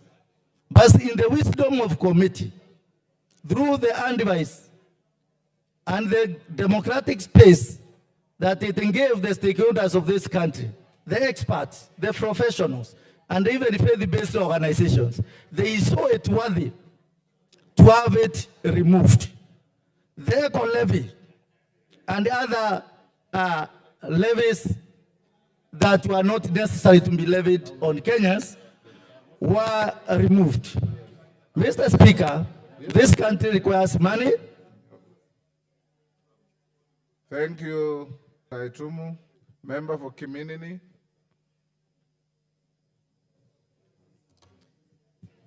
Thank you, Mr. Speaker, sir.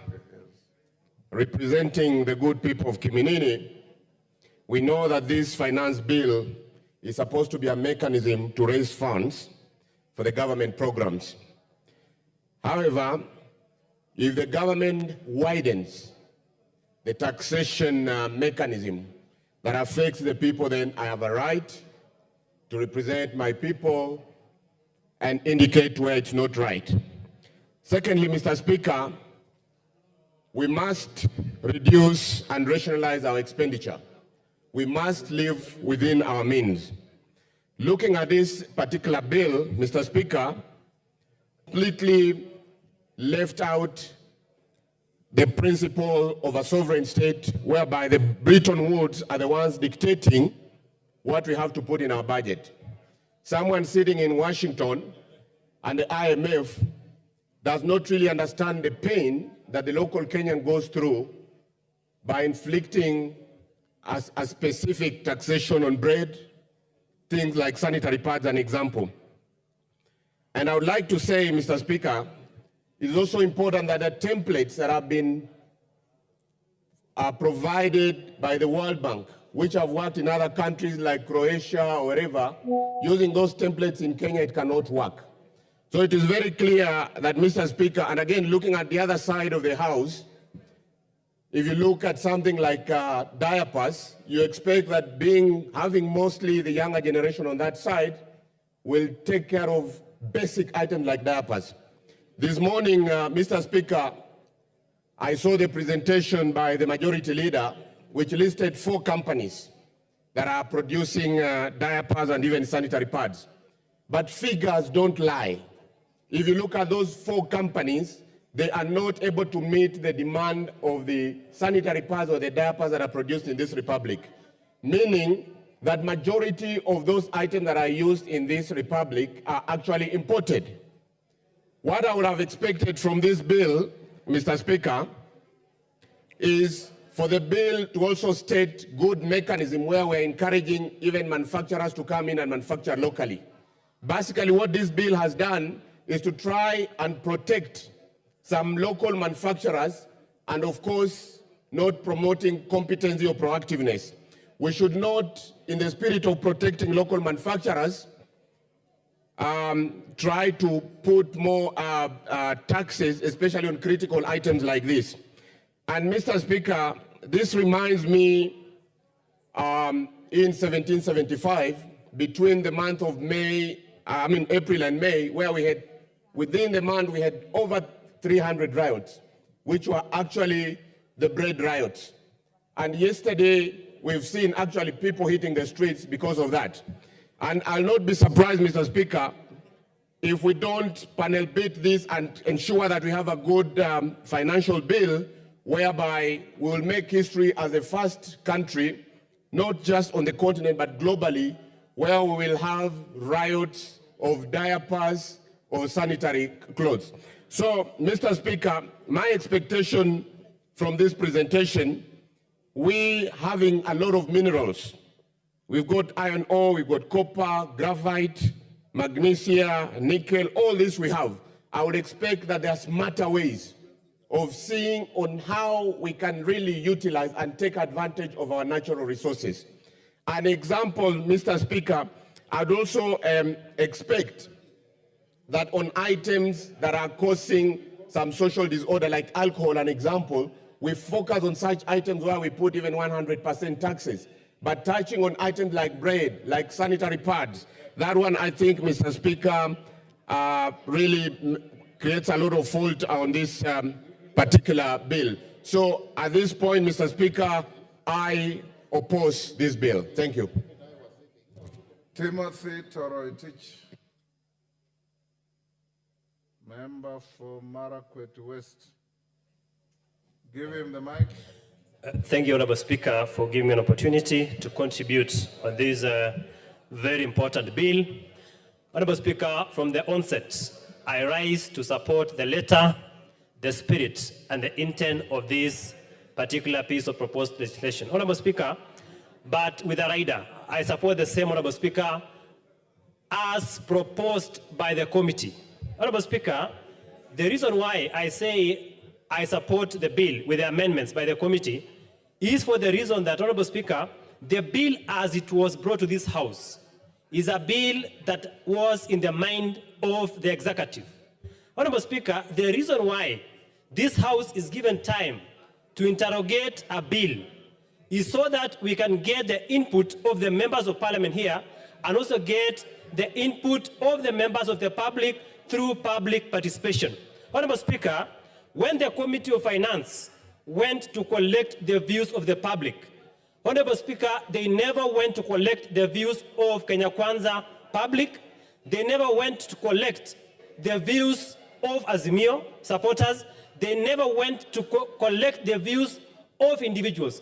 They went to collect the views of collective Kenyans. Honorable Speaker, if this bill, if there was no amendment to this bill, personally, I would have opposed this bill. But because of the amendments that has been reflected in the report of the committee, I will support the bill purely based on the proposed amendments by the committee. Honorable Speaker, there were acrimonious, there were contentious clauses in that particular bill. But Honorable Speaker, courtesy of the amendment, the members of the public were told about the 2.5%. Honorable Speaker, that proposed amendment by the committee is the one I support. Honorable Speaker, I have read the report in its entirety, the voluminous report. Honorable Speaker, the 2.5% on the issue of tax on motor vehicle has been deleted pursuant to the opinion of the public. Honorable Speaker, I commend the committee led by Kimani Kuria.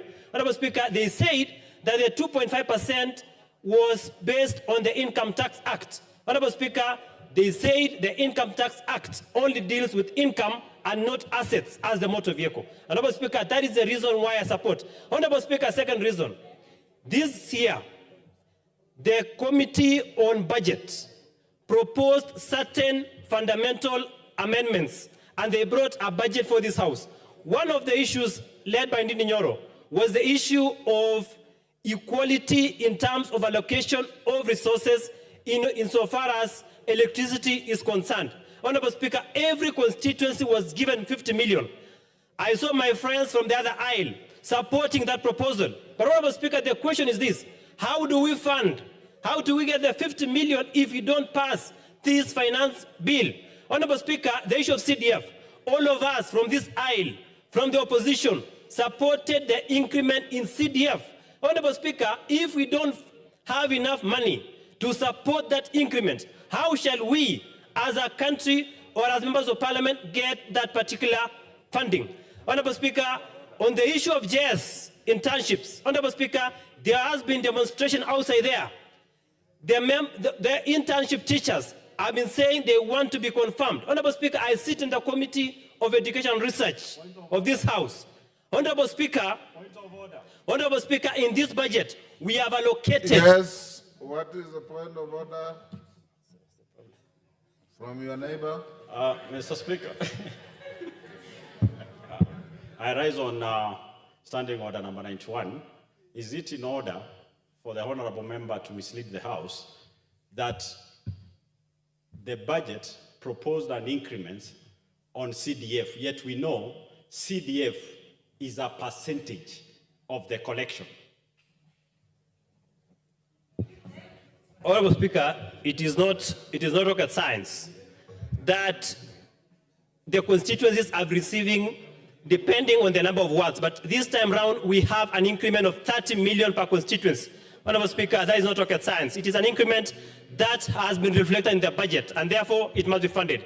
Finally, Honorable Speaker, even though I support this bill, there has been hue and cry outside there.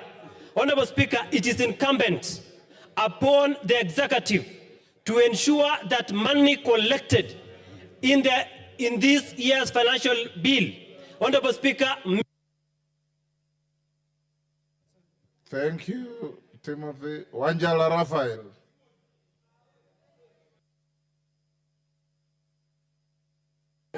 But my card is here.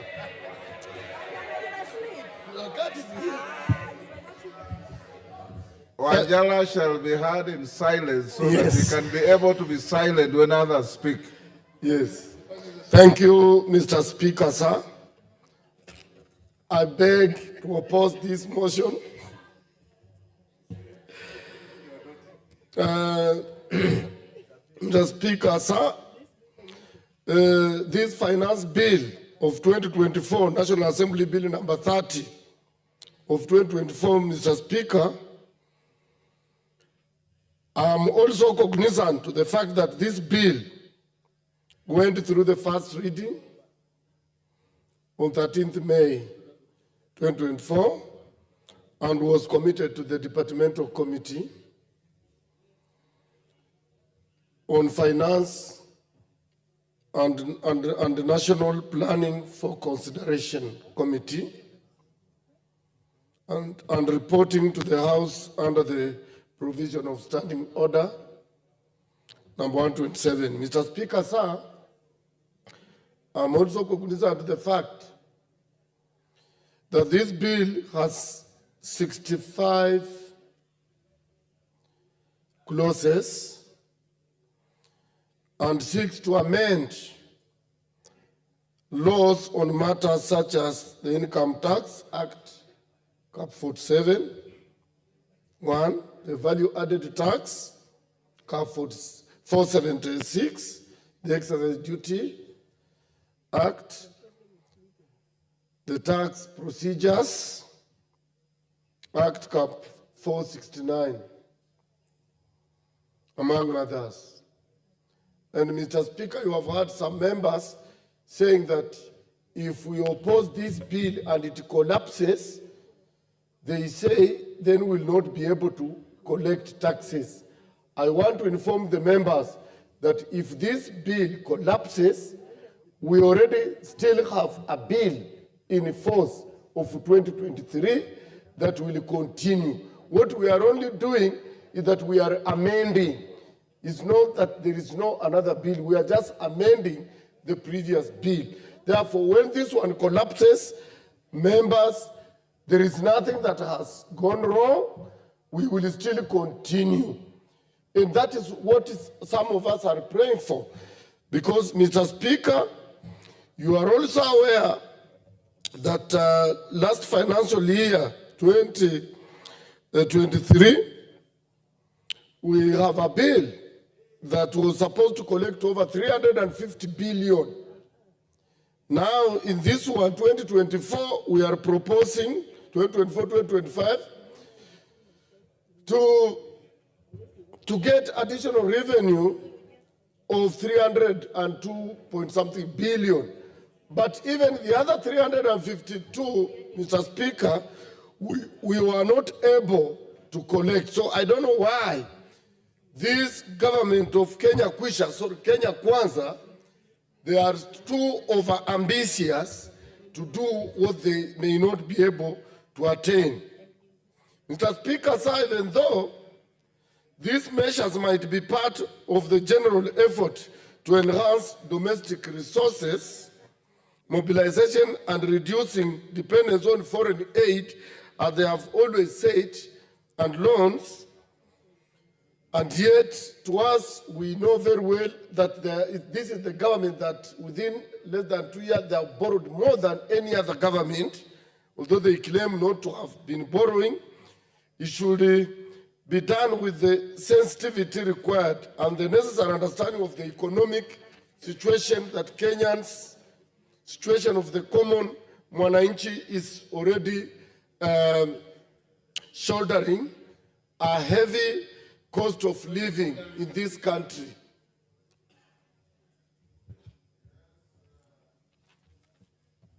Member for Changamwe, what's out of order? Is it in order for the Honorable MP, who is actually a member who has been here for quite a long time, he's actually reading instead of debating? Thank you, Honorable Member for Changamwe. I was actually about to bring it to the attention of Honorable Raphael Wanjala that it is out of order to read a speech in the guise of a debate. And you are a very senior member of the House. You know the standing orders. You can make reference to some aide memoir, but you cannot read a speech the way you are reading a speech. It is not maiden either. Yes, go ahead and debate the bill. Wanjala. Mr. Speaker, actually, I'm not reading, I'm referring. You are reading, but go on now. Mr. Speaker, and you also didn't ask him which standing order. That is the biasness we are talking about. Yes, Kimani, order, Wanjala. Is it in order, Honorable Speaker, for the Honorable Wanjala to misinform this House that even if the budget, even if the finance bill were not to be passed, then the budget process would still continue? And he quotes the Constitution. So Article 220 of the Constitution, Honorable Speaker, on the form and content and timing of budgets, says 1, budgets of the national and county government shall contain A, estimates of revenue and expenditure differentiating between recurrent and development expenditures, B, proposals for financing any anticipated deficit for the period to which they apply. Therefore, it is a constitutional requirement that when a budget is tabled, there must be the supply side of that expenditure as proposed on Article 220 of our Constitution. Yes, Wanjala. Mr. Speaker, I'm not opposed to what he is saying. What we are doing, we are just amending. And when you are amending and a section you have amended collapses, the other act still continues. That's what I said. These are just newcomers. They don't know how these things happen. Mr. Speaker, sir, we know this government promised a lot. Just like the previous governments have been promising Kenya that there will be industrialization in this country. And yet, there's nothing they are doing towards industrializing this country. But they have kept on telling us stories and they keep on collecting money, a lot of money, and we don't even see the value of that money where it goes, Mr. Speaker, sir. Mr. Speaker, even yesterday, what we saw in this country, Mr. Speaker, you know very well some of us were in the struggle from 1992. And we did away with the police state. But yesterday what happened in this country was a police state where police were mobilized to beat innocent young boys and girls who are just asking for the right, who had a right to picket, to demonstrate, and to petition. Where are we taking this country? And yet, we are proud that our generation is now the one that is ruling. Yet, they are taking us back to where we came from, Mr. Speaker. Mr. Speaker, I want to ask the current government that it should not harass Kenyans when they ask for what is right for them. They should consider and look at. They should not just thump. They should listen to members of parliament. This committee is just...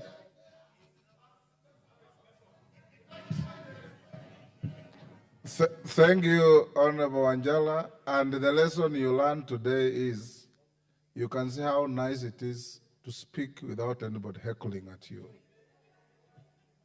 You have enjoyed speaking today, so give that enjoyment to others when they speak. Member for Nyeri Town.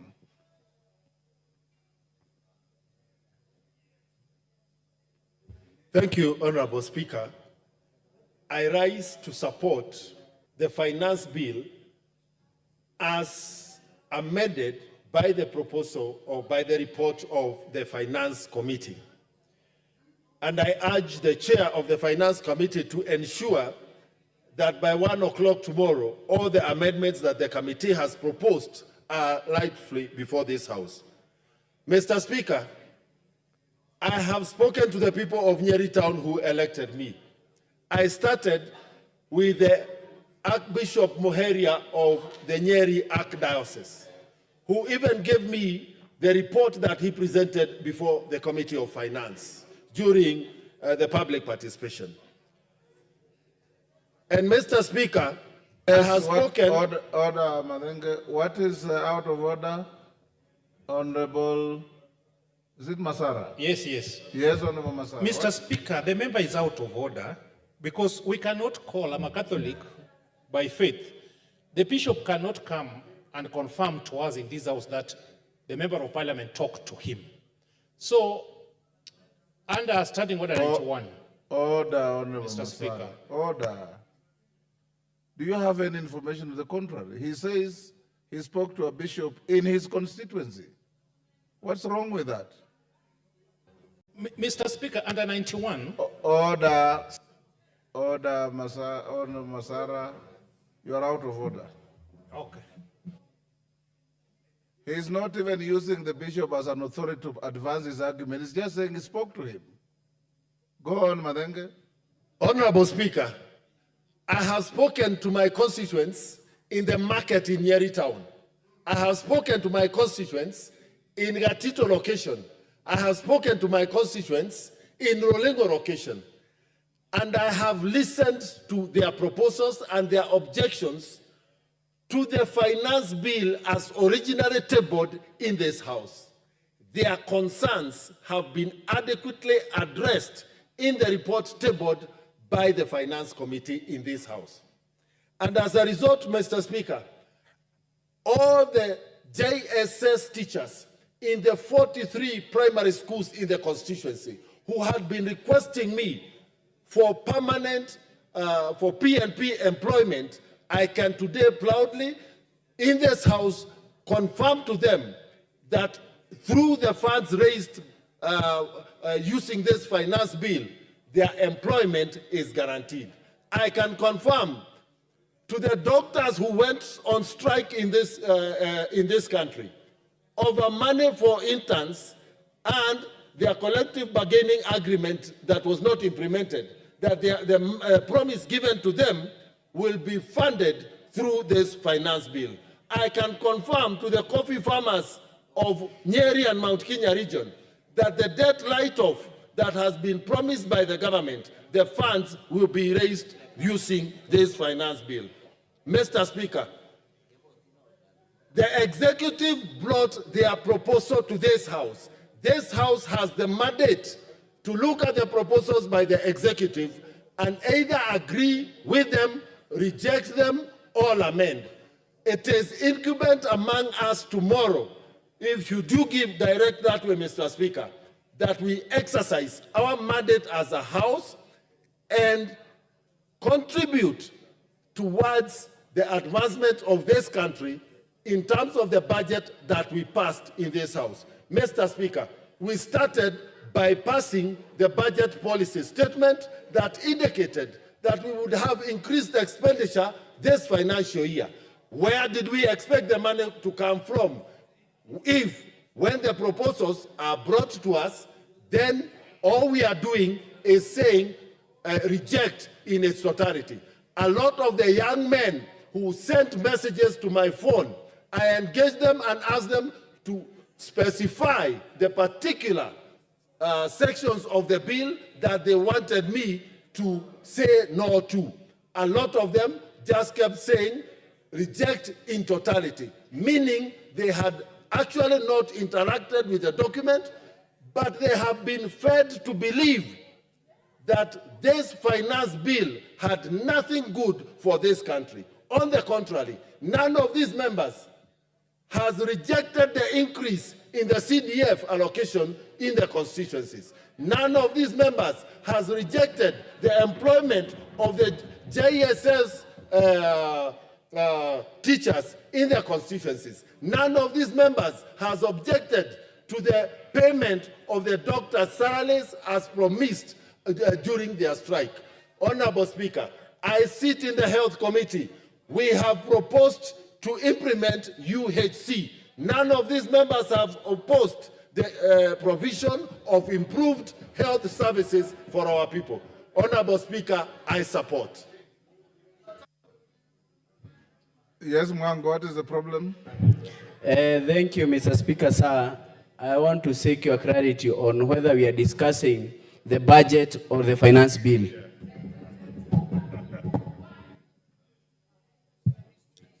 There are contemporaneous processes. TJ Kajwang. Thank you, Mr. Speaker. When many people have spoken, as a ranking member, I do not want to repeat what people have said here. So you surrender the... Nor do I want to, not to surrender, I will not surrender at the time, but nor do I want to bore you with a lot of unnecessary information. But Mr. Speaker, sir. Yes, Honorable Zambia. On a point of What order. is out of order? Hold your horses. Give Honorable Zambia the mic.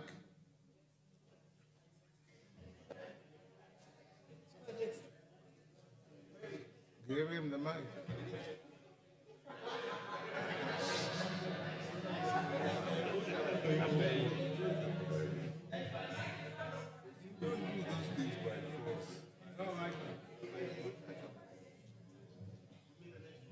Give him the mic.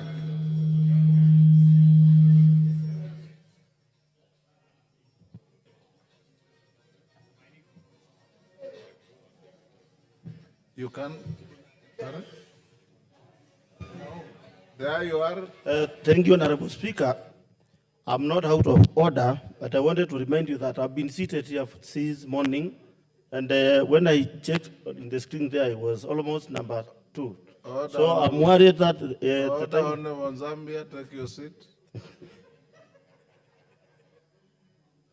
I have also been sitting here since morning, Honorable Zambia. So have all these members. This system has been malfunctioning. It brings your names, then it erases them. So I have also been exercising discretion, sometimes to balance the house, gender, youth, and so on. You will speak. If we don't speak today, I'll be here at 9:30 in the morning. And I can give you an undertaking, if you are here, I'll start with you. Kajwang? No idea. Mr. Speaker, Article 221 that was quoted by the chair of the Finance Committee is very clear that the financial documents must be before the House 2 months before the time that they relate. When you look at 221, in fact, starting from 220, 221, and 223, you get the impression that the Constitution anticipated that these documents would have to be reconsidered in one set. Now, there was a BPS which was presented to this House, in which the minister expressed the fundamentals upon which this budget was drawn, and therefore the Finance Act or the Finance Bill. Now, when you see that that Finance Bill was predicated upon the BPS, when now we see the report of the Finance Committee, you will see that almost 18 articles or clauses are designed to be changed. And my friend was telling me that it is something in the tune of 300 or so billion shillings. The point I make is that the alterations which are being done, whether right or wrong, are such that they fundamentally and substantially change the architecture of the financial bill, which was predicated upon the BPS. Now, that is a constitutional and public finance construct that we have to call the minister and even we as National Assembly, because this is our process, the budgeting process. That is the first point I want to put.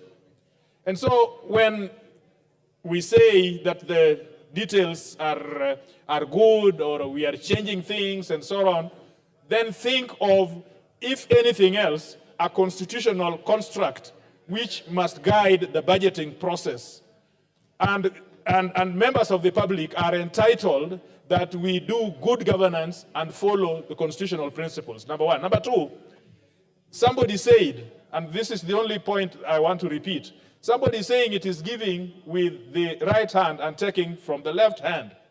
You can still work the maths and see the amount that is said to be given out, in this bread tax and so on, which is being made right by the committee. You will still see that in actual fact, that amendment which is seeking to introduce RLMF is substantial enough to absorb all these things that they are bringing. And let me tell you, Kenyans, you are not going to pay fuel. It is not going to be more expensive. What these people are timing is your electricity. It is your electricity. It is that amount which shows every day on your electricity bill, which supports the extraction of power, generation of power. That is what this thing will be all about. And so when you think about all these things, it is, and Honorable Nikal told me, and it was from very good authority, from his own wife, who's a professor also, Vice Chancellor. He told me that this budget is a decoy. It is a decoy. It is made to look like, it is like a glass. And yet deep inside it, it has done even worse than it should have been. But now you are being told that we are very, we like the public, we listen to you, and we have changed. Nothing has changed. And the last thing is, when we will come to the appropriation, the only two things which will happen, either they will amend the Appropriation Act to be able to absorb this, or they will borrow more. And so Kenyans will be even in a deeper shit. Oh, no, that is not parliamentary. I'm sorry. Parliament will be in a deeper hole. That hole, that big hole, that you...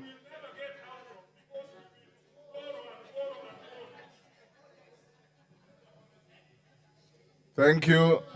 Munyori.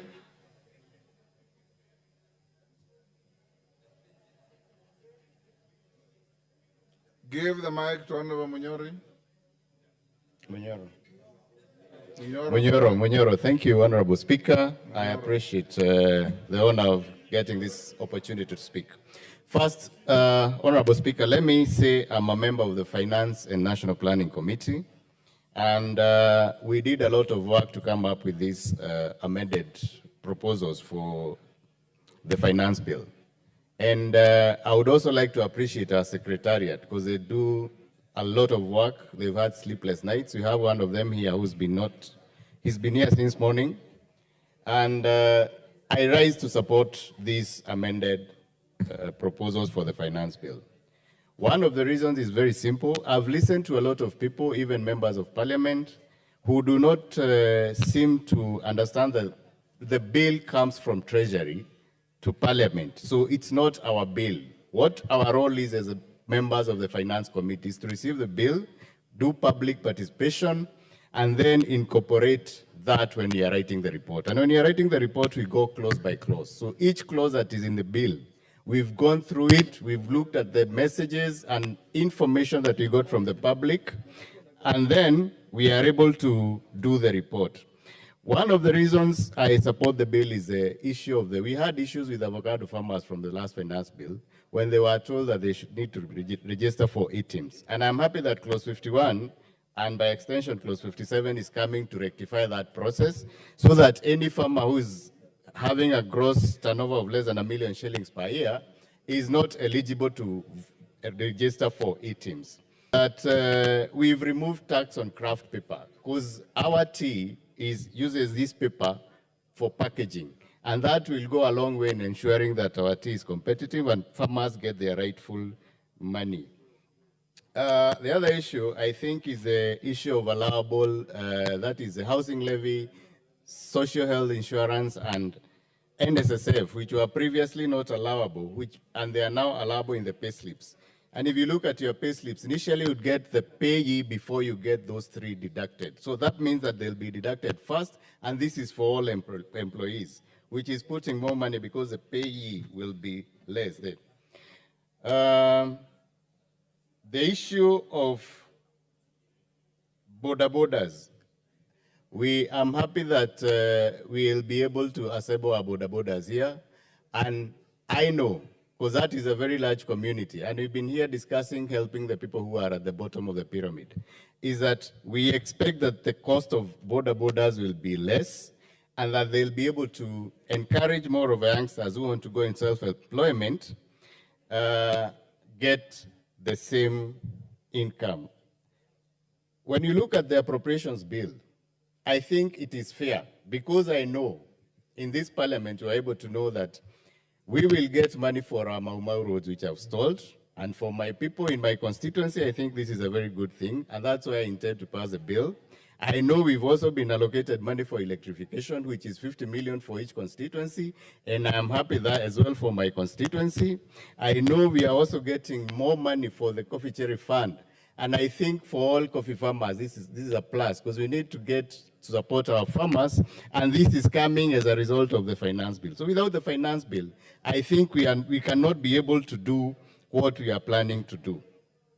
Lastly, Honorable Speaker, the issue of KRA, there was a proposal by KRA, and I've had it mentioned here. We've proposed that the KRA cannot be able to access data, and this is our report. So there is a member of parliament who said something about the same, and I would like to say that in the proposal, we rejected that, where they wanted to access all our data, all our information, our electricity bills.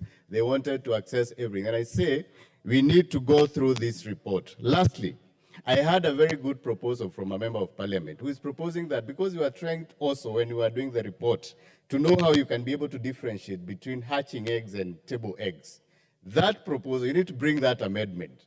Bring it to the House so that you know if the people who are using the hatched eggs, they are able to show that they use the eggs for hatching and for chicks. So I wish you bring it, and I know as members who are reasonable, we'll be able to adopt it. Thank you, Honorable Speaker.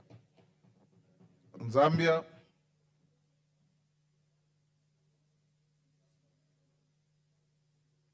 Give Honorable Zambia the mic.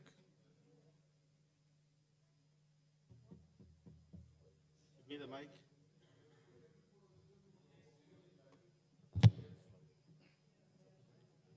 Pardon? Thank you, Honorable Speaker, for giving this opportunity to contribute to this finance bill. Honorable Speaker, let me, the Finance Committee, though I may not be a good economist, but I'm a good mathematician. Honorable Speaker, the essence of this bill is to make the life of Kenyans bearable. Honorable Speaker, I want to consider, we appreciate that they considered the motor vehicle tax, oil tax. Considering that amendment, which brings to around 76 billion, Honorable Speaker, as I have told you, I'm not bad in mathematics. This certain amount of money are being hidden in another aspects of taxing Kenyans more. Honorable Speaker, by adding 70%, 7 shillings in fuel levy, it means that, Honorable Speaker, already we moved from 8% to 16% in VAT in terms of fuel Honorable levy. Zambia, you have 3.5 minutes left. So tomorrow morning we'll start with you. Members, you may be upstanding.